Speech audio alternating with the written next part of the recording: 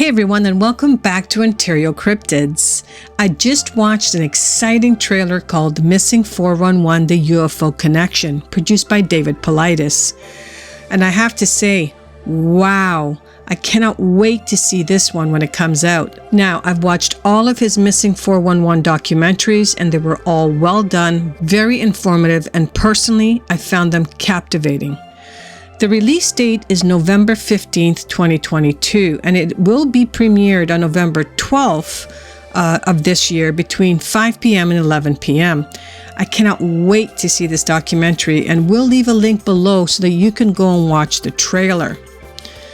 Today, I have one very interesting encounter story to share with you all.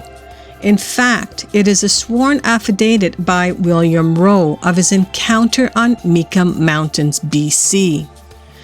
Okay, if you have an encounter story that you would like to share, then please forward your stories to OntarioCryptids@gmail.com. I will be honored to share your story with like-minded people.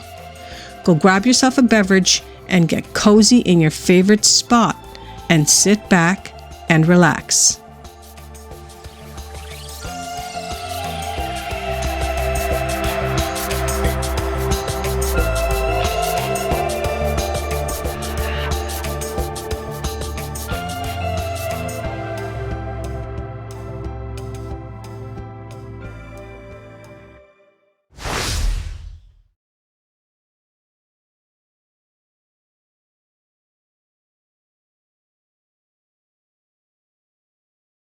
Okay, so this encounter occurred in October of 1955, and it takes place in Mica Mountains BC. The nearest town is Tetehuan-Cache. So this is a sworn affidavit by William Roe in the city of Edmonton, and we'll just get to what he encountered. Ever since I was a small boy back in the forests of Michigan, I have studied the lives and habitats of wild animals. Later, when I supported my family in northern Alberta by hunting and trapping, I spent many hours just observing the wild things. They fascinated me, but the most incredible experience I ever had with a wild creature occurred near a little town called Tetehuan-Cache, British Columbia, about 80 miles west of Jasper, Alberta. I had been working on the highway near Tetehuan-Cache for about 2 years. In October of 1955, I decided to climb 5 miles up Mica Mountain to an old deserted mine, just for something to do. I came in sight of the mine about 3 o'clock in the afternoon after an easy climb. I had just come out of a patch of low brush into a clearing when I saw what I thought was a grizzly bear in the bush on the other side. I had shot a grizzly near that spot the year before. This one was about 75 yards away, but I didn't want to shoot it, for I had no way of getting it out, so I sat down on a small rock and watched, my rifle in my hands. I could see part of the animal's head and the top of one shoulder. A moment later, it raised up and stepped out into the opening. Then I saw it was not a bear. This, to the best of my recollection, is what the creature looked like and how it acted as it came across the clearing directly towards me. My first impression was of a huge man, about 6 feet tall, almost 3 feet wide, and probably weighing somewhere near 300 pounds. It was covered from head to foot with dark brown, silvery-tipped hair. But as it came closer, I saw its breasts, that it was a female. And yet its torso was not curved like a female's. Its broad frame was straight from shoulder to hip. Its arms were much thicker than a man's arms and longer, reaching almost to its knees. Its feet were broader proportionately than a man's, about 5 inches wide at the front and tapering to much thinner heels. When it walked, it placed the heel of its foot down first, and I could see the gray-brown skin or hide on the soles of its feet. It came to the edge of the bush I was hiding in within 20 feet of me and squatted down on its haunches, reaching out its hand and pulled the branch of the bushes towards it and stripped the leaves with its teeth. Its lips curled flexibly around the leaves as it ate. I was close enough to see that its teeth were white and even. The shape of the creature's head somewhat resembled a Negro's. The head was higher at the back than at the front. The nose was broad and flat. The lips and chin protruded further than its nose. But the hair that covered it, leaving bare only the parts of its face around the mouth, nose, and ears, made it resemble an animal as much as a human. None of this hair, even on the back of its head, was longer than an inch, and that on its face was much shorter.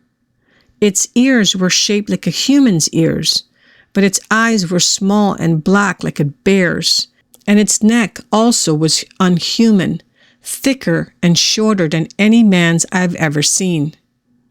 As I watched this creature, I wondered if some movie company was making a film at this place and that what I saw was an actor made up to look partly human and partly animal.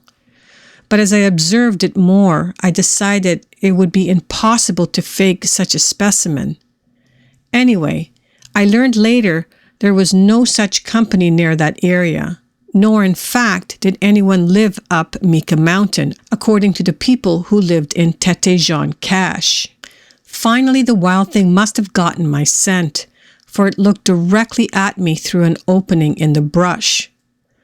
A look of amazement crossed its face. It looked so comical at the moment that I had to grin. Still, in a crouched position, it backed up 3 or 4 short steps, then straightened up to its full height and started to walk rapidly back the way it had come. For a moment, it watched me over its shoulders as I went, not exactly afraid, but as though it wanted no contact with anything strange. The thought came to me that if I shot it, I would possibly have a specimen of great interest to scientists the world over. I had heard stories of Sasquatch, the giant hairy Indians that live in the legends of British Columbia Indians, and also many claim are still in fact alive today. Maybe this was a Sasquatch, I told myself. I leveled my rifle. The creature was still walking rapidly away, again turning its head to look in my direction.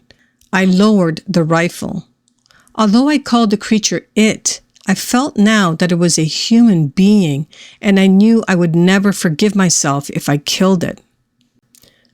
Just as it came to the other patch of brush, it threw its head back and made a peculiar noise that seemed to be half laugh and half language, and which I can only describe as a kind of whiny. Then it walked from a small brush into a stand of log pole pine. I stepped out into the opening and looked across a small ridge just beyond the pine to see if I could see it again. It came out on the ridge a couple of 100 yards away from me, tipped its head back again, and again emitted the only sound I had heard it make. But what was this half laugh, half language meant to convey? I do not know. It disappeared then, and I never saw it again. I wanted to find out if it lived on vegetation entirely or ate meat as well, so I went down and looked for signs.